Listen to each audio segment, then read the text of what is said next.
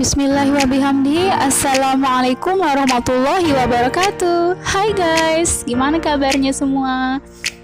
Semoga semua dalam keadaan baik-baik aja ya. Oh ya, sekarang saya lagi di mana ya? Ini kelihatan si kecil. Bisa ditebak ya dari ukiran-ukirannya ini. Sekarang saya lagi ada di mana? Ya udah jelas ya, lagi berada di Taman Kota Selong. Ya sudah,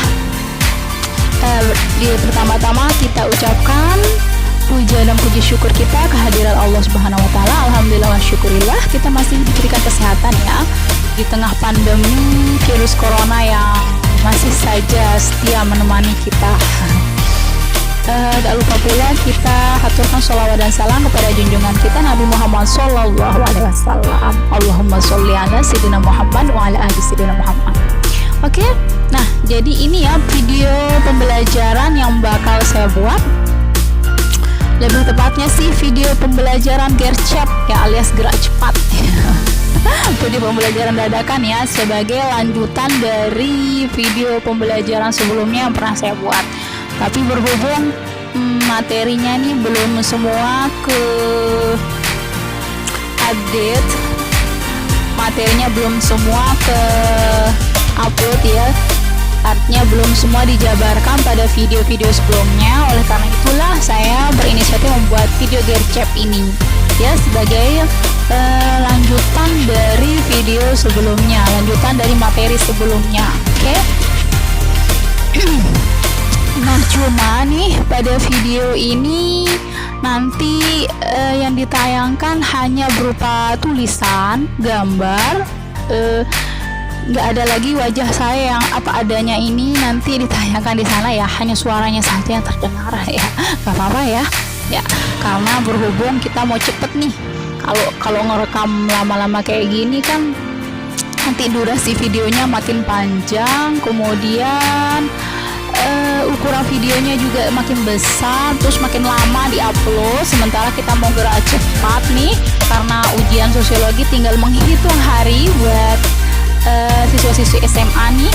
Oh ya, selamat ujian ya, selamat hari pertama ujian nih buat semua siswa-siswi SMA di Lombok Timur, khususnya yang tengah menghadapi ujian semester genap. Dan ini merupakan hari pertama ujian semester menggunakan sistem daring atau online. Oke guys, kita langsung aja yuk ke materi, gak usah berpanjang lebar, sudah panas. Matahari sudah meninggi ya, diriku sudah terbakar di sini. Oke sudah, untuk mendukung channel ini jangan lupa seperti biasa kalian subscribe bagi yang belum, jangan lupa di like. Nah kalau di like nya tiap videonya di like ya, kemudian jangan lupa di share ya kalau dirasa ini bermanfaat, dan insya Allah video ini bermanfaat ya, karena berisi tentang ilmu pengetahuan yang berguna untuk kehidupan kita di masyarakat. Oke guys, kita langsung aja ke materi yuk, check it out.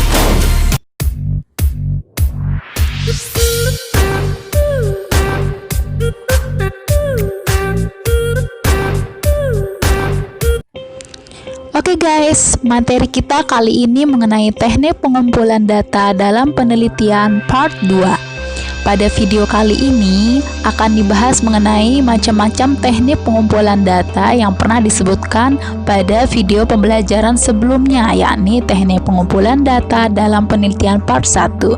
Oke, kita langsung aja yuk. Teknik pengumpulan data yang akan kita bahas pada video kali ini yakni teknik pengumpulan data yang biasa digunakan oleh peneliti, yakni beberapa di antaranya dokumentasi, survei, observasi, dan wawancara. Apa sih itu observasi? Observasi adalah teknik pengumpulan data yang dilakukan lewat pengamatan langsung. Peneliti dapat menggunakan catatan maupun rekaman. Observasi ada dua jenis, yaitu observasi partisipan dan observasi non-partisipan.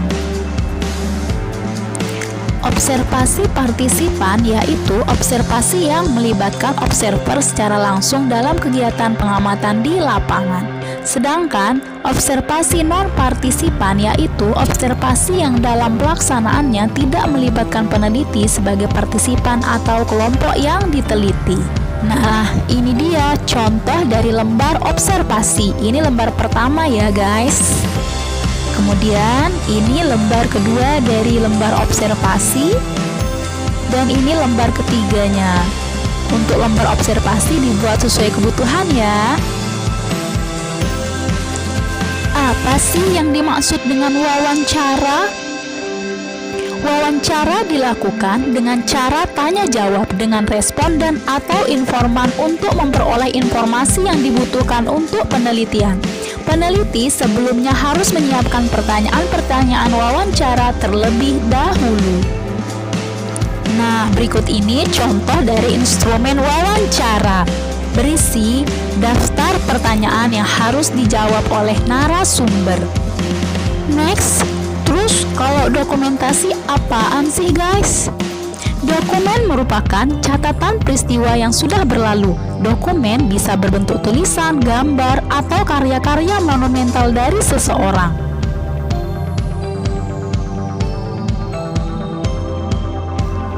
Dokumen berbentuk tulisan misalnya catatan harian, sejarah kehidupan, cerita, biografi, peraturan, kebijakan. Sedangkan dokumen berbentuk karya misalnya karya seni yang dapat berupa gambar, patung, film, dan lain-lain. Sementara itu, dokumen berbentuk gambar misalnya foto, sketsa, dan lain-lain. Sudah bisa dipahami kan guys? Terus kalau survei itu yang kayak gimana? Dedek bayi sampai ikutan pusing nih mikir. Metode survei adalah penelitian yang sumber data dan informasi utamanya diperoleh dari responden sebagai sampel penelitian dengan menggunakan kuesioner atau angket sebagai instrumen pengumpulan data. Pengumpulan data dalam survei dapat juga melalui perantara seperti telepon atau media online.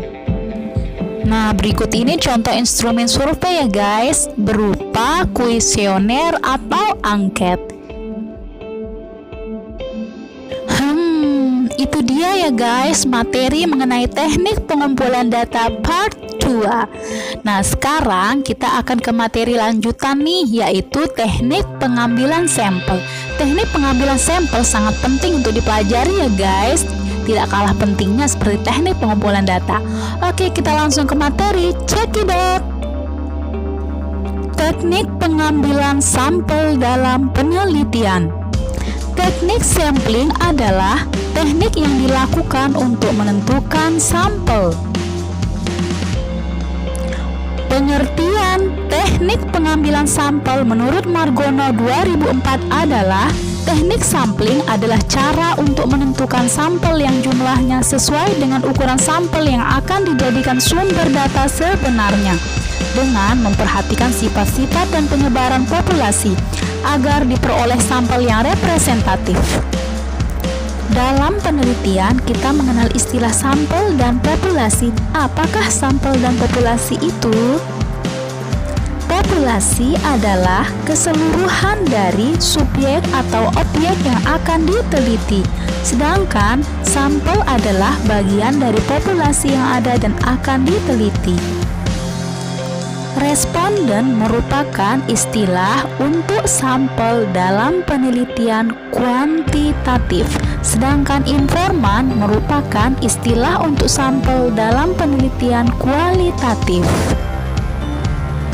Secara umum, teknik sampling dibedakan dari jenis penelitiannya. Artinya, teknik sampling yang digunakan dalam penelitian kuantitatif berbeda dengan teknik sampling dalam penelitian kualitatif. Teknik pengambilan sampel pada penelitian kuantitatif terbagi menjadi dua, yaitu random sampling dan non-random sampling.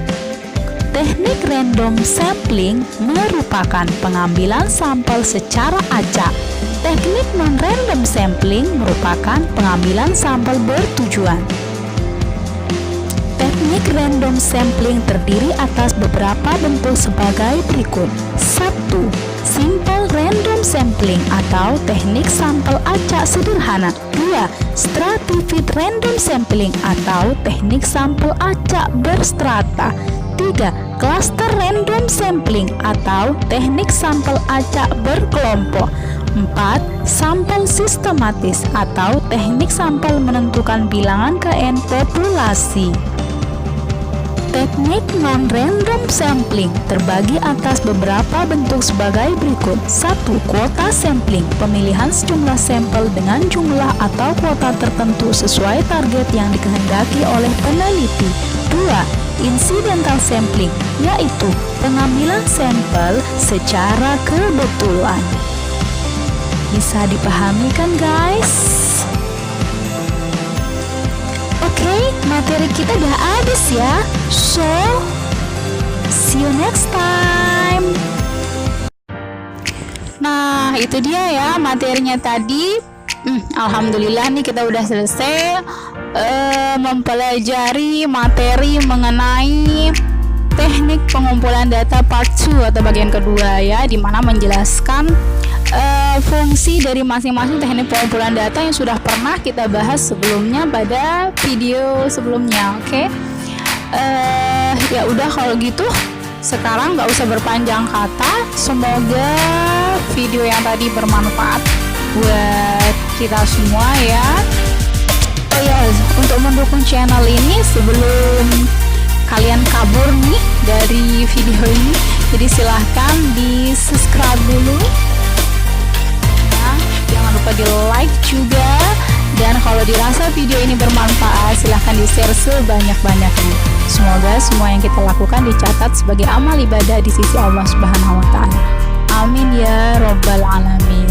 Oke, kita tutup saja ya dengan bersama-sama baca hamdalah. Alhamdulillahirabbil alamin. Wassalamualaikum warahmatullahi wabarakatuh. See ya.